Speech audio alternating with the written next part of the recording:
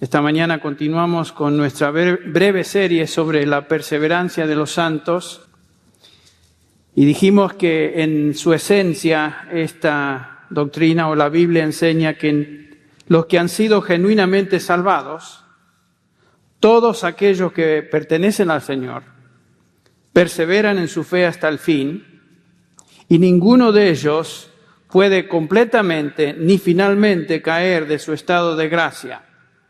Eso es lo que la Biblia nos enseña a aquellos que son del Señor. Otra forma de expresar esta verdad bíblica es decir que la vida que Dios nos da en la salvación es eterna y jamás puede perecer o perderse.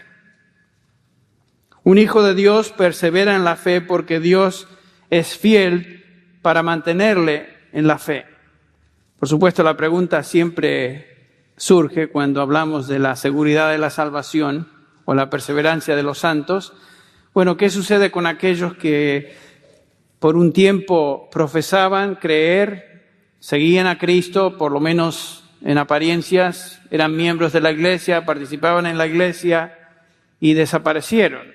Bueno, ya vimos que el apóstol Juan nos contesta tal pregunta diciéndonos que salieron de nosotros, pero no eran de nosotros, porque si hubiesen sido de nosotros, habrían permanecido con nosotros, pero salieron para que se manifestase que no todos son de nosotros. Primera de Juan 2:19. El participar o ser parte de la congregación de los santos no automáticamente implica que todos son del Señor. La Biblia presenta la perseverancia de los santos como un componente crítico de la doctrina de la salvación. Si la salvación no es cierta, si la salvación no es segura, entonces las demás doctrinas que forman parte de la salvación se desmoronan. Por ejemplo, ¿qué acerca de la doctrina de la elección? ¿Qué hacemos con ella? ¿Qué hacemos con la doctrina de la predestinación? ¿Qué hacemos con la justificación, la santificación? Y por supuesto, ¿qué hacemos con la doctrina de la glorificación? Si la salvación no es para siempre, entonces podríamos cuestionar cada una de esas otras doctrinas. La salvación en la Biblia siempre se presenta como la obra de Dios a favor de los escogidos, la cual Él lleva a cabo de acuerdo a su propósito soberano, que comienza en una eternidad pasada y concluye en una eternidad futura. El pasaje tal vez más clave para entender este proceso es lo que encontramos en Romanos 8, versículos del 28 al 30. Y sabemos que a los que aman a Dios, todas las cosas les ayudan a bien, esto es, los que conforme a su propósito son llamados. Y ahí Pablo los define. No todas las cosas ayudan a bien para todo el mundo. Son para aquellos que Dios ha llamado de acuerdo a su propósito.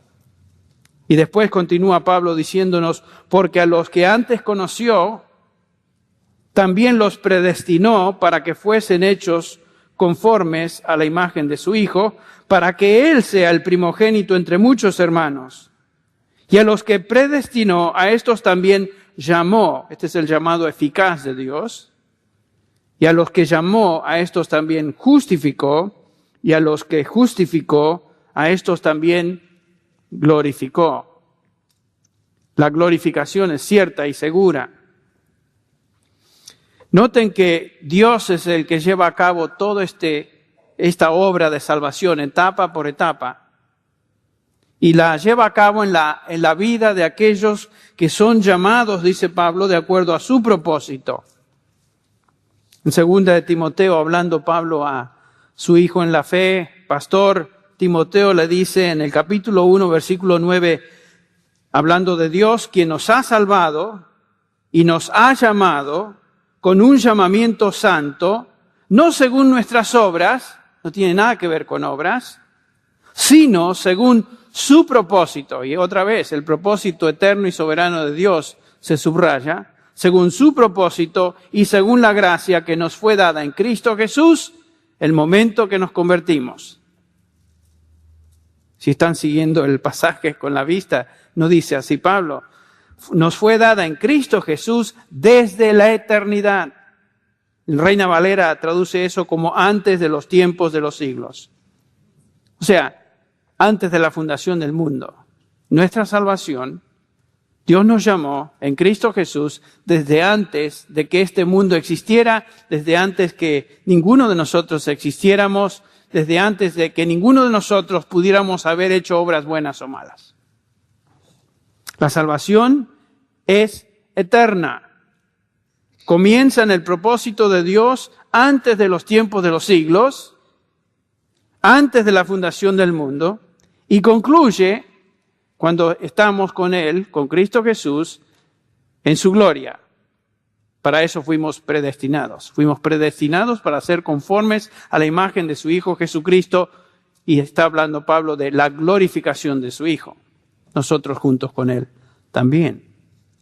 Entonces, los creyentes verdaderos, aquellos que son parte de este propósito eterno, tienen vida eterna y perseveran en su fe hasta el fin.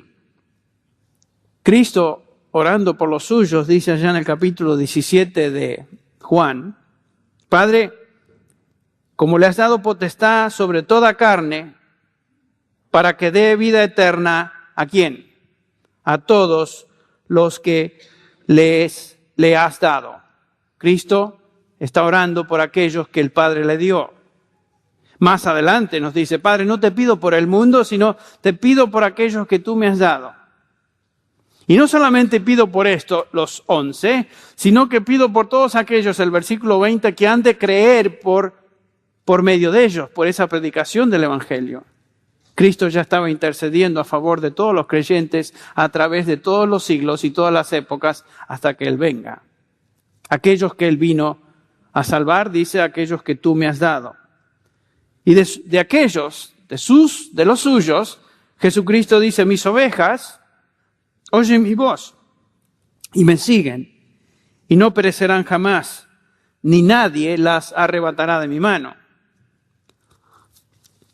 Mi Padre, quien me las dio, es mayor que todos y nadie las puede arrebatar de la mano de mi Padre. Y después agrega, yo y el Padre, uno somos. Imagínense, estamos en las manos de Dios Padre, estamos en las manos de Dios Hijo y nadie nos puede arrebatar de esas manos poderosas. Nadie.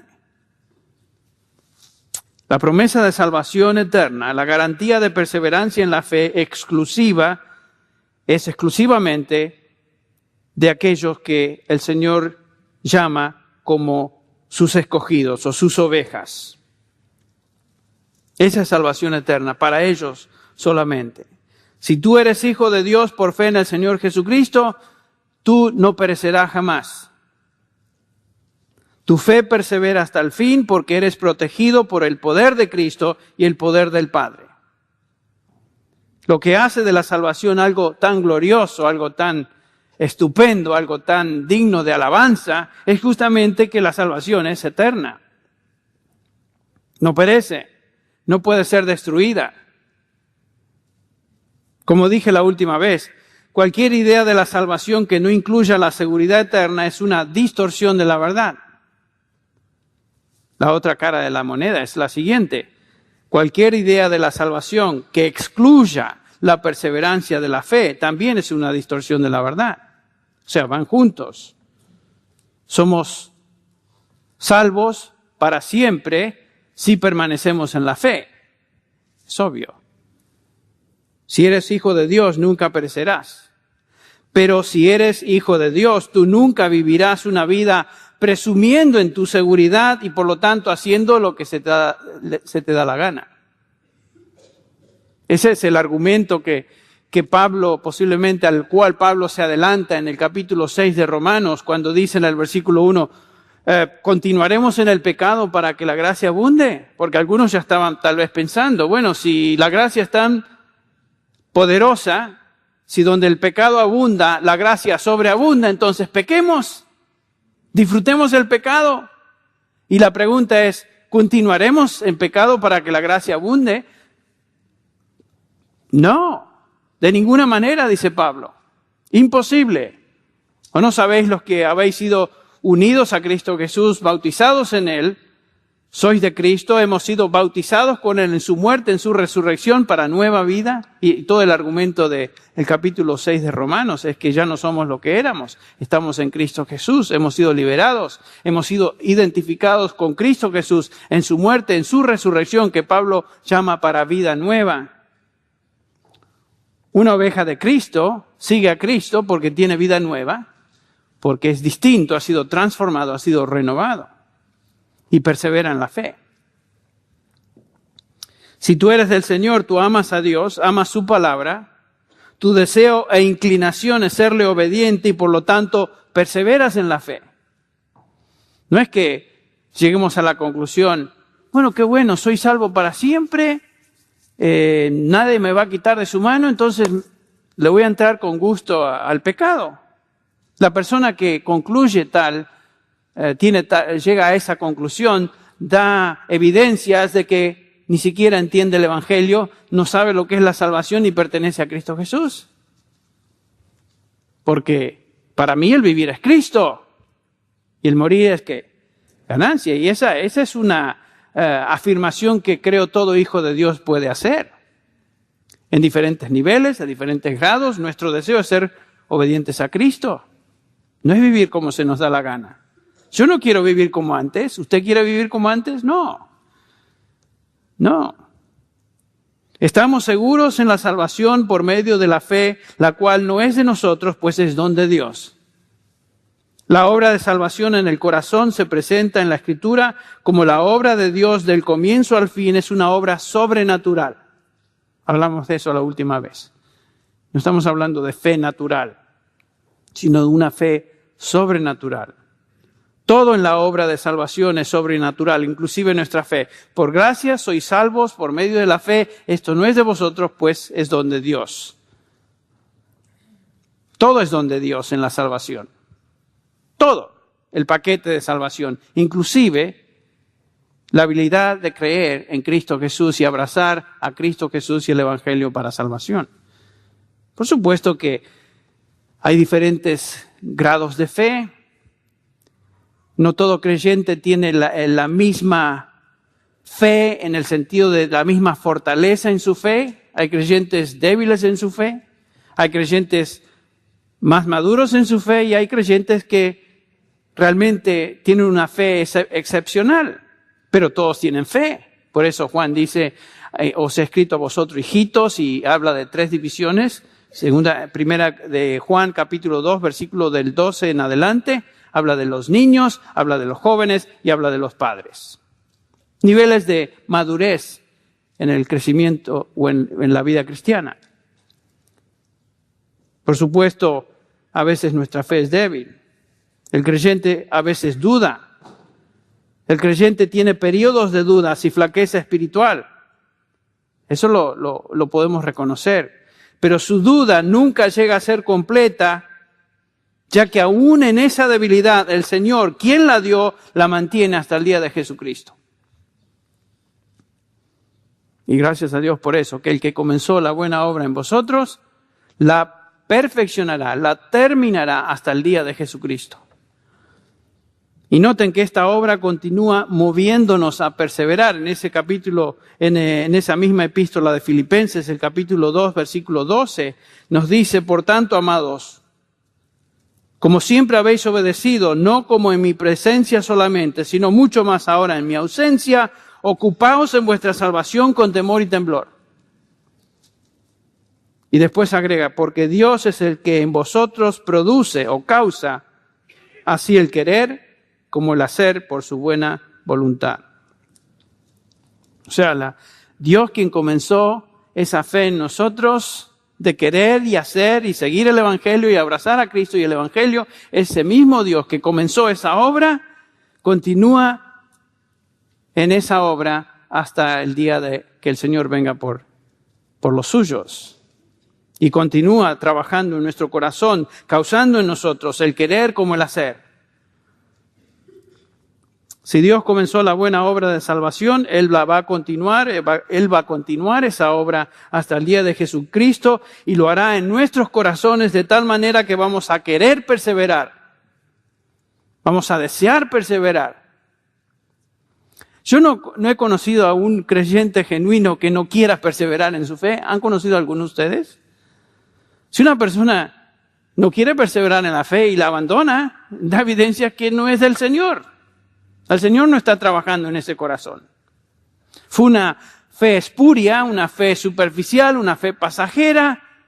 Se dejó llevar por ciertas emociones o ciertas cosas y, como me dijo uno en mi oficina hace unos años, la verdad que yo seguía a Cristo porque me pareció una buena filosofía. Pero realmente ya no comparto la misma opinión que antes tenía, por lo tanto ya no estoy en la iglesia. Y si ustedes supieran de quién les hablo, los que ya han estado en esta iglesia por muchos años, sabrían exactamente a quién me refiero. Una filosofía. Interesante, ¿no? ¿Qué es una filosofía? Es una idea humana, es una opinión humana. Hay muchos filósofos dentro de la iglesia que se apegan, se agregan a las filas de los creyentes, pero realmente no han sido transformados, no son de Cristo. Pero por afuera se ven parecidos. Así como la cizaña se parece al trigo, de la misma manera un profesante se parece a un creyente. Yo no sé, yo doy por sentado que todos ustedes o la mayoría de ustedes son creyentes, son hermanos en Cristo y tenemos que tratarnos de esa manera porque yo no tengo la lupa final de ver su corazón, pero Dios sabe, Dios conoce el corazón, Dios sabe quién es de Él y quién no es de Él. Podemos engañar a los hermanos, es fácil engañar, pero al fin y al cabo es difícil engañar para siempre. Ahora, volviendo a nuestro pasaje de Primera de Pedro, acuérdense que Pedro está hablando a creyentes, está hablando a un grupo de hermanos que estaban pasando por problemas, pruebas, persecución. Nos dice allá, capítulo 1, versículo 1, Pedro, apóstol de Jesucristo, a los expatriados de la dispersión. Y aquí está mencionando estas provincias, Ponto, Galacia, Capadocia, Asia, Bitinia, todas porciones de lo que hoy se conoce como Turquía. Dice, elegido según la presencia de Dios, presciencia de Dios. En otras palabras, son los elegidos.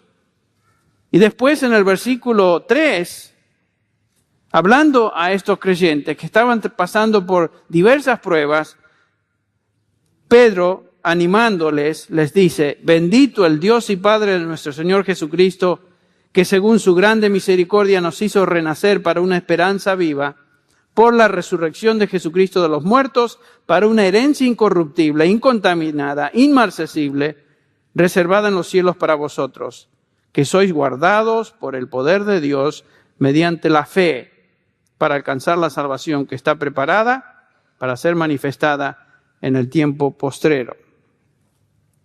Pedro está escribiendo a creyentes, a los elegidos, y estaban pasando por momentos muy, muy difíciles.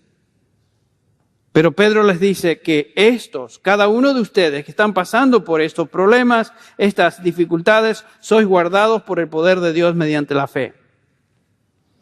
En medio de las pruebas, Dios los está guardando, los está protegiendo.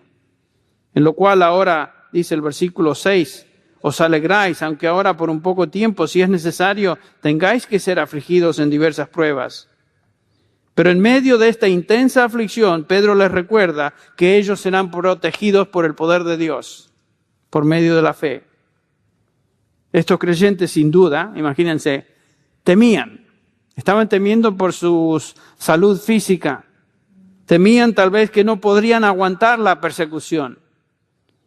Y en algunos casos estaban siendo martirizados. Sin duda se preguntaban si su fe podría soportar todo esto, si realmente serían fieles hasta el fin.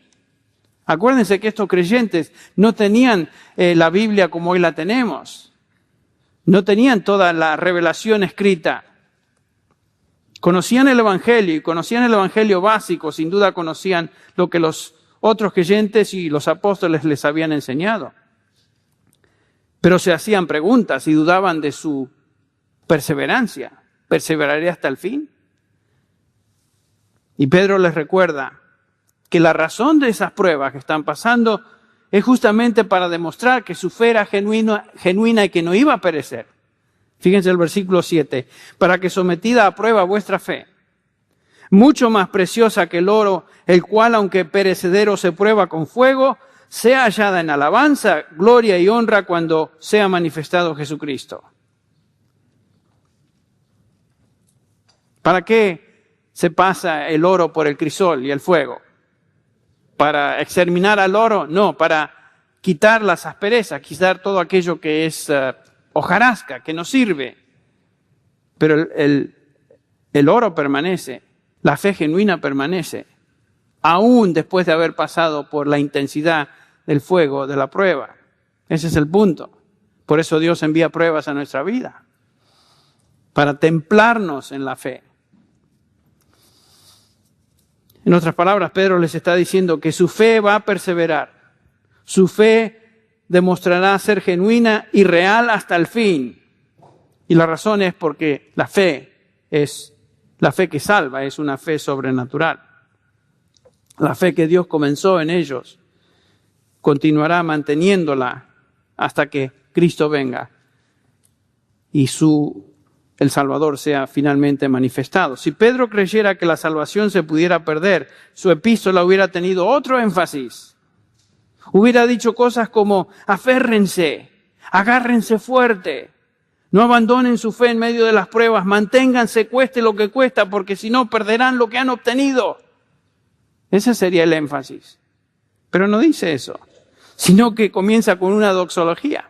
Dice: bendito sea Dios y Padre de nuestro Señor Jesucristo. ¿Quién les escogió? ¿Quién les dio una herencia incorruptible que está reservada en los cielos? ¿Quién les protege a través de las pruebas por medio de la fe hasta que Jesucristo sea o venga en alabanza, gloria, honor cuando Él se manifieste por segunda vez? Si la salvación hubiera dependido de ellos, Pedro no hubiese dicho lo que nos dice en esta epístola. Pero la salvación es don de Dios, por medio de la fe, que Dios mismo comienza, sostiene y termina. Dijimos la última vez, si la salvación dependiera de mí o de usted, la perderíamos garantizado. Garantizado.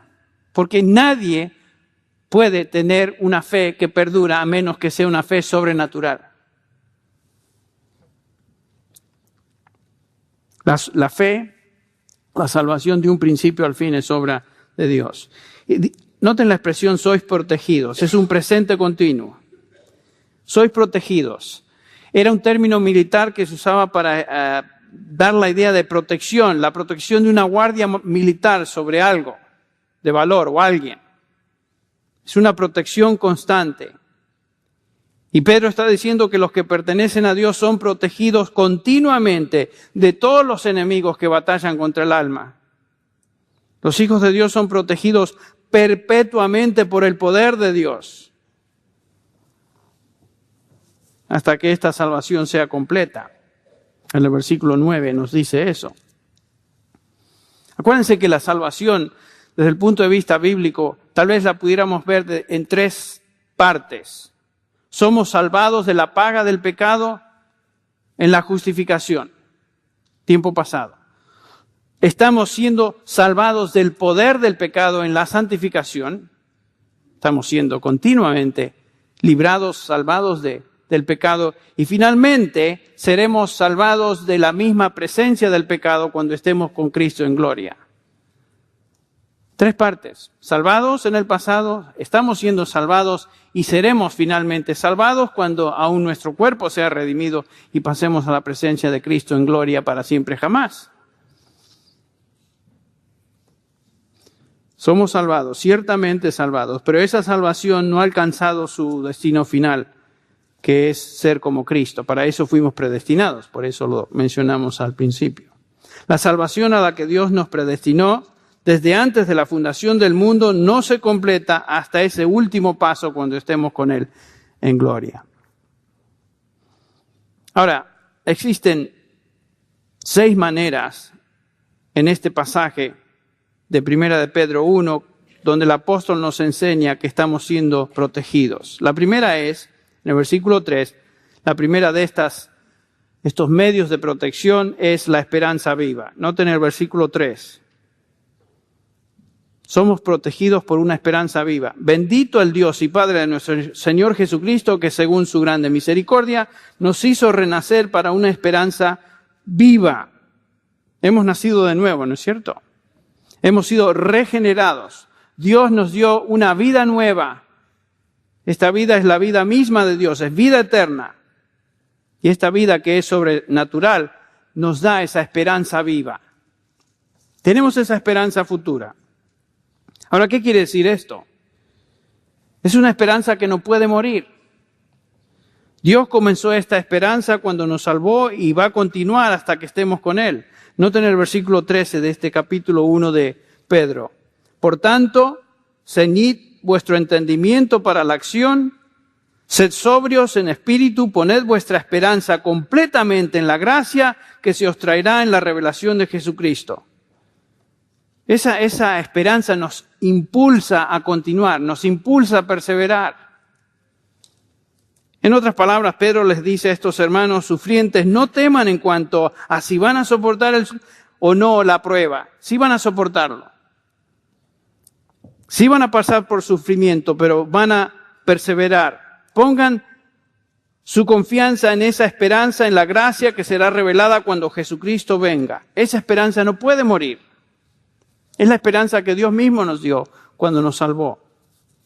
Segunda Tesalonicenses 2:16 dice, y Él mismo, Jesucristo, Señor nuestro y Dios nuestro Padre, el cual nos amó y nos dio consolación eterna y buena esperanza por gracia, conforte vuestros corazones. Noten, Dios nos dio consolación eterna y esperanza por gracia. La idea es la misma. Como cristianos en este mundo no debemos vivir en miedo, en pánico, en ansiedad, temiendo que el diablo o alguien nos quite nuestra salvación o algo suceda que de alguna manera nos haga perder la salvación. Dios no quiere que vivamos así. Y tristemente existen multitudes de cristianos que viven con temor de perder su salvación. Porque están siendo mal enseñados, no conocen la naturaleza de la salvación, no conocen lo que la Escritura enseña acerca de eso y viven en terror. Dios no quiere que vivamos de esa manera. Por tanto, dice Pablo, debemos ser confortados. Noten lo que Pablo dice en Romanos 5:1. Justificados pues por la fe, tenemos paz para con Dios por medio de nuestro Señor Jesucristo. Versículo 2, por quien también tenemos entrada por la fe a esta gracia, en la cual estamos firmes y nos gloriamos, ¿en qué? En la esperanza de la gloria de Dios. ¿Notan algún tono de duda en Pablo? ¿Notan algún tono de temor o miedo del futuro? No. ¿Por qué? Porque hemos recibido una esperanza viva, es una esperanza viviente. No es simplemente una añoranza o un deseo. No es la idea, bueno, espero llegar algún día. No es eso. Estoy persuadido, dice Pablo, que el que comenzó la buena obra en nosotros la va a continuar. Estoy persuadido en quien he creído. Sé que algún día voy a estar con Él. Tengo una esperanza viva, no es una añoranza, un deseo que, bueno, espero que sí. Al contrario, es una segura esperanza. Colosenses 1:3. Siempre orando por vosotros damos gracias a Dios, Padre de nuestro Señor Jesucristo, habiendo oído de vuestra fe en Cristo Jesús y del amor que tenéis a todos los santos, versículo 5, a causa de la esperanza que os está guardada en los cielos. Miren, estos hermanos estaban demostrando amor, gozo, obras en su vida. ¿Por qué razón? A causa de la esperanza que estaba guardada en los cielos. Hermanos que se activan, hermanos que se gozan, hermanos que que trabajan en la congregación, en la iglesia, son hermanos gozosos y lo hacen porque están confiados que algún día van a estar en gloria. Una persona que está siempre en temor de su salvación o con miedo a perderla no puede tener este gozo y este deseo de servir. ¿Para qué va a servir? A menos que piensa que el servir es una obra por la cual él se gana algunos puntos con Dios. Ridículo, absurdo.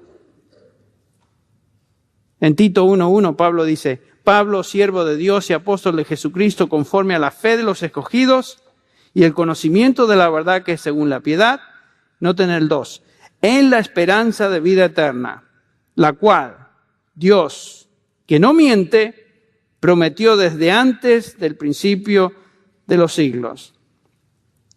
La esperanza de vida eterna. Dios la prometió desde antes. En nuestro texto, en el capítulo 1, dice, versículo 1, Pedro nos dice que nos ha hecho nacer de nuevo a una esperanza viva mediante la resurrección de Jesucristo de entre los muertos. Esta esperanza está garantizada por la resurrección de Jesucristo de los muertos. Porque Él vive, ¿nosotros qué? También viviremos. Él resucitó, Él está a la diestra del Padre intercediendo por nosotros, Él ya está en gloria, porque Él vive, nosotros también viviremos. Esa es nuestra esperanza, seremos como Él. Para eso fuimos predestinados.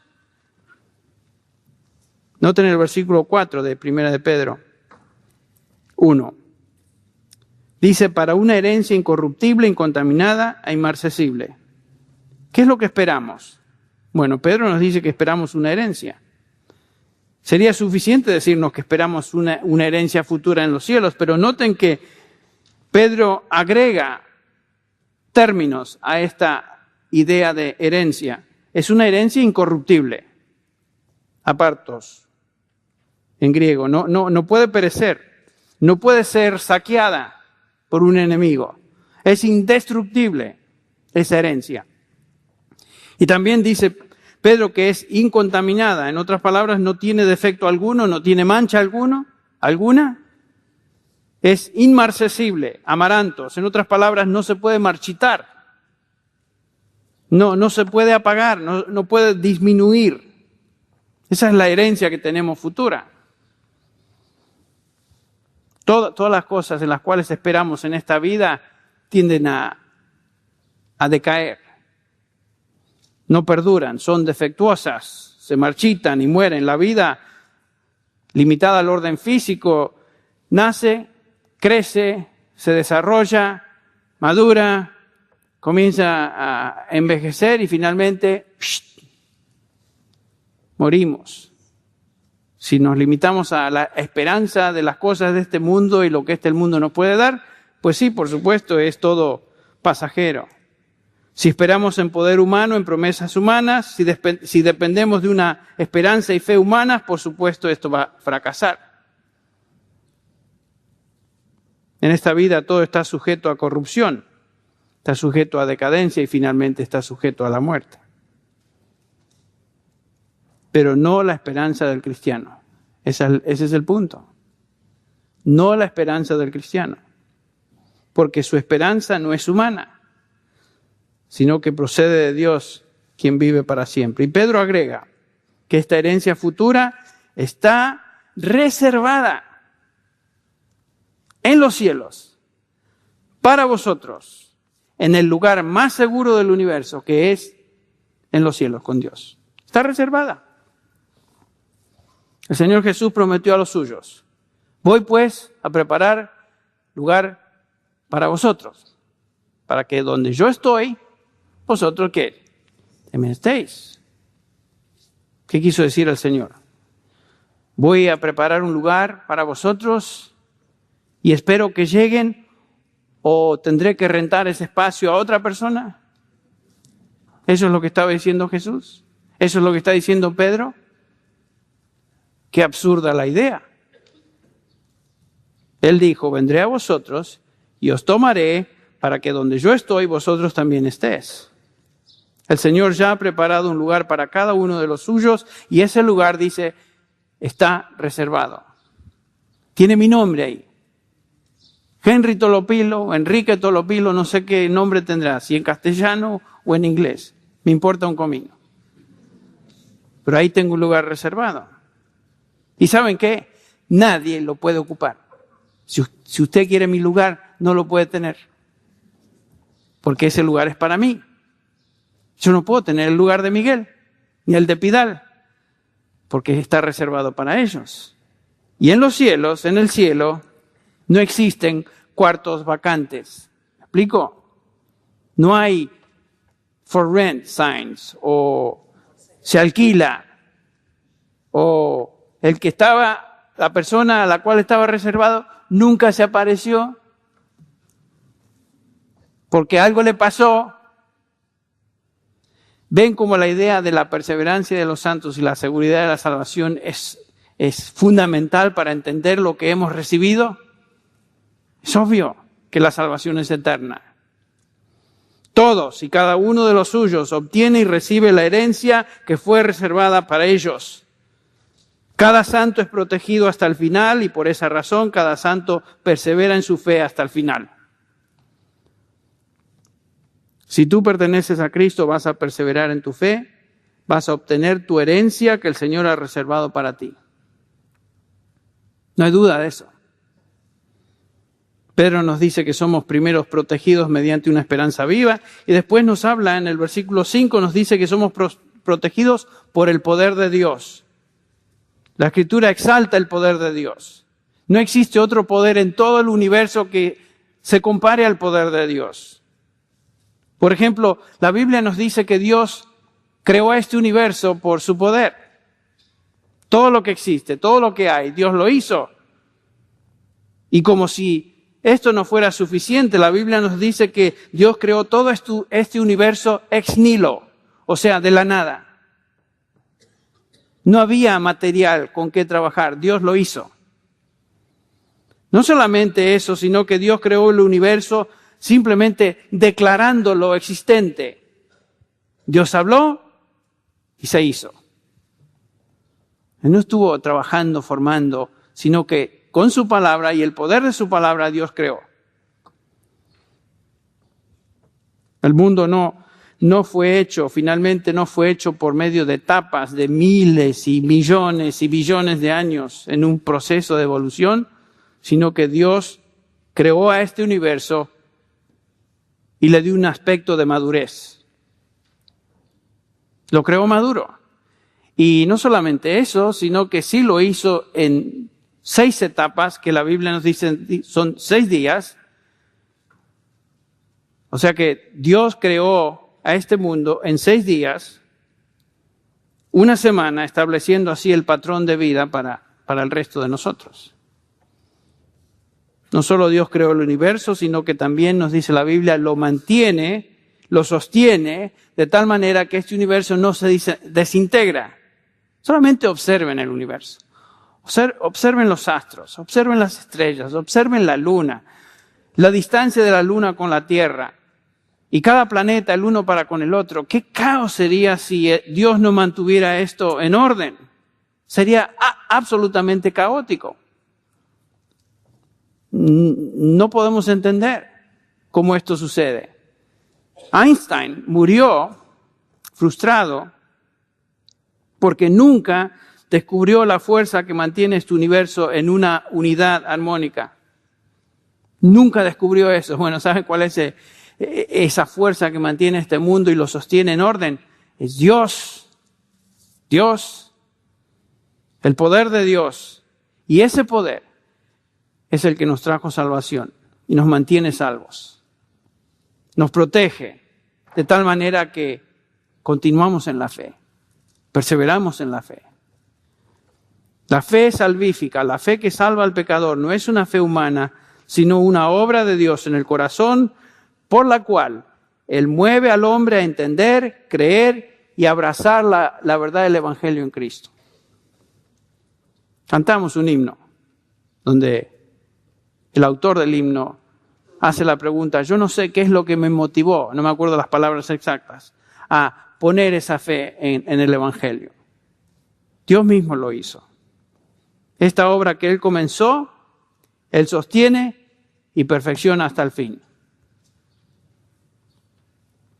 Y Pablo lo expresa de esta manera en Romanos 6. Pero gracias a Dios, que aunque erais esclavos del pecado, habéis obedecido de corazón aquella forma de doctrina a la cual fuisteis entregados. Noten, no es una fe pasiva, es una fe de corazón, es una fe activa. Dios causa en nosotros tanto el querer como el hacer. Y lo hacemos de corazón. Nuestra fe no es simplemente una fe intelectual, basada en ciertas declaraciones, sino que es una fe activa que abraza la doctrina del Evangelio y vive en obediencia a Cristo.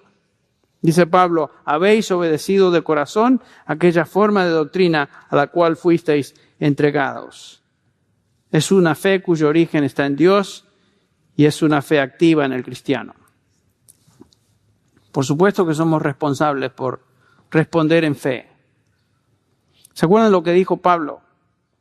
Y él en Gálatas 2:20, y él está diciéndonos, y creo que nos identificamos con lo que él expresa, con Cristo estoy juntamente crucificado, dice Pablo. Y ya no soy yo el que vive, sino que Cristo vive en mí. Y la vida que ahora vivo en la carne, la vivo por fe en el Hijo de Dios, el cual me amó y se entregó a sí mismo por mí. Bueno, ¿quién es el que vive la vida cristiana? ¿Es Pablo o es Cristo? Bueno, es Pablo, esa es su responsabilidad, es nuestra responsabilidad, pero también es Cristo. Él es el que causa en mí tanto el querer como el hacer. ¿Me explico? Yo no entiendo cómo funciona esto, pero la Biblia así lo declara. Pablo dice, yo vivo por fe en el Hijo de Dios y lo hago con todas mis fuerzas, con toda mi capacidad, sabiendo que también es Cristo el que vive en mí. Quien causa en mí, por supuesto, tanto el querer como el hacer, el perseverar en la fe. Si no fuera por el poder del Espíritu Santo, el Espíritu de Cristo en nosotros, por supuesto abandonaríamos. Si tú eres hijo de Dios, tú no vives como antes. Por cierto, hay luchas en tu vida. Tú luchas con el pecado que aún está en ti. Tú luchas con los deseos de los ojos, los deseos de la carne y la vanidad de la vida, que es lo que Juan nos describe como el mundo. Tú luchas con el enemigo de tu alma que anda como león rugiente buscando a quien devorar. Pero tu fe es activa. Tú amas la piedad. Deseas obedecer a tu Señor. Te entristece el pecado que a menudo te contamina. Confiesas tu pecado. Tú luchas con dudas, temores, debilidades como mencionamos, pero tu fe no falla total y finalmente porque está protegida por el poder de Dios. ¿Y saben cuál es el resultado? Perseveramos. Perseveramos. Vienen más pruebas, más se templa nuestra fe. Vienen más luchas, más se quema la hojarasca y nuestra fe se fortalece. Entonces Pedro está animando a estos creyentes. Estaban pasando por tantas pruebas y serias pruebas. Y esencialmente les dice, no teman. Su fe no terminará. No será destruida, aún en medio de la peor y más severa situación. Y la razón es porque esa fe es sobrenatural, es dada por Dios y sostenida por el Espíritu Santo. Entonces, para concluir, como cristianos somos protegidos por una esperanza viva, protegidos por el poder de Dios. Nuestra fe es activa, que va en pos de la obediencia a Dios y a su palabra. Y esperamos con anticipación la parte final de nuestra salvación que será revelada cuando el Señor venga, y esa es nuestra herencia. Y saben que eso está reservado. Nadie la puede tocar. Hay 4 elementos más de protección que el apóstol Pedro nos menciona y que vamos a considerar la próxima vez en este estudio de la perseverancia de los santos.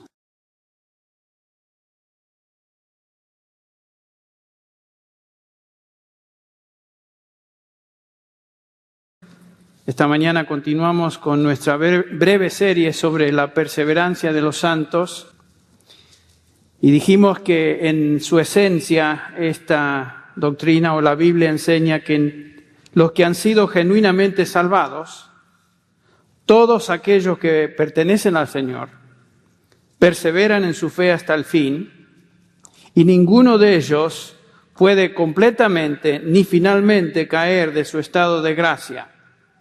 Eso es lo que la Biblia nos enseña a aquellos que son del Señor. Otra forma de expresar esta verdad bíblica es decir que la vida que Dios nos da en la salvación es eterna y jamás puede perecer o perderse. Un hijo de Dios persevera en la fe porque Dios es fiel para mantenerle en la fe.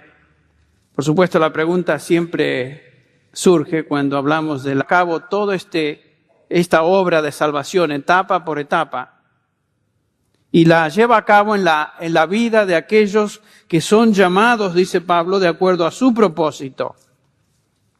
En 2 de Timoteo, hablando Pablo a su hijo en la fe, pastor Timoteo, le dice en el capítulo 1, versículo 9, hablando de Dios, quien nos ha salvado y nos ha llamado con un llamamiento santo, no según nuestras obras, no tiene nada que ver con obras, sino según su propósito. Y otra vez, el propósito eterno y soberano de Dios se subraya, según su propósito y según la gracia que nos fue dada en Cristo Jesús, el momento que nos convertimos.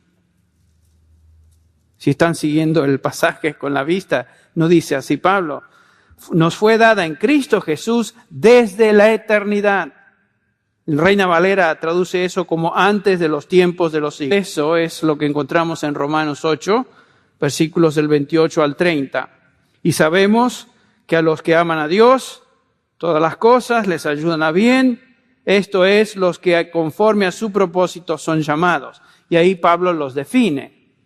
No todas las cosas ayudan a bien para todo el mundo. Son para aquellos que Dios ha llamado de acuerdo a su propósito. Y después continúa Pablo diciéndonos, porque a los que antes conoció, también los predestinó para que fuesen hechos conformes a la imagen de su Hijo, para que Él sea el primogénito entre muchos hermanos. Y a los que predestinó, a estos también llamó. Este es el llamado eficaz de Dios. Y a los que llamó, a estos también justificó. Y a los que justificó, a estos también glorificó. La glorificación es cierta y segura. Noten que Dios es el que lleva la seguridad de la salvación o la perseverancia de los santos. Bueno, ¿qué sucede con aquellos que por un tiempo profesaban creer, seguían a Cristo, por lo menos en apariencias, eran miembros de la iglesia, participaban en la iglesia y desaparecieron? Bueno, ya vimos que el apóstol Juan nos contesta tal pregunta diciéndonos que salieron de nosotros, pero no eran de nosotros, porque si hubiesen sido de nosotros, habrían permanecido con nosotros, pero salieron para que se manifestase que no todos son de nosotros. 1 de Juan 2:19. El participar o ser parte de la congregación de los santos no automáticamente implica que todos son del Señor. La Biblia presenta la perseverancia de los santos como un componente crítico de la doctrina de la salvación. Si la salvación no es cierta, si la salvación no es segura, entonces las demás doctrinas que forman parte de la salvación se desmoronan. Por ejemplo, ¿qué acerca de la doctrina de la elección? ¿Qué hacemos con ella? ¿Qué hacemos con la doctrina de la predestinación? ¿Qué hacemos con la justificación, la santificación? Y por supuesto, ¿qué hacemos con la doctrina de la glorificación? Si la salvación no es para siempre, entonces podríamos cuestionar cada una de esas otras doctrinas. La salvación en la Biblia siempre se presenta como la obra de Dios a favor de los escogidos, la cual Él lleva a cabo de acuerdo a su propósito soberano, que comienza en una eternidad pasada y concluye en una eternidad futura. El pasaje tal vez más clave para entender este proceso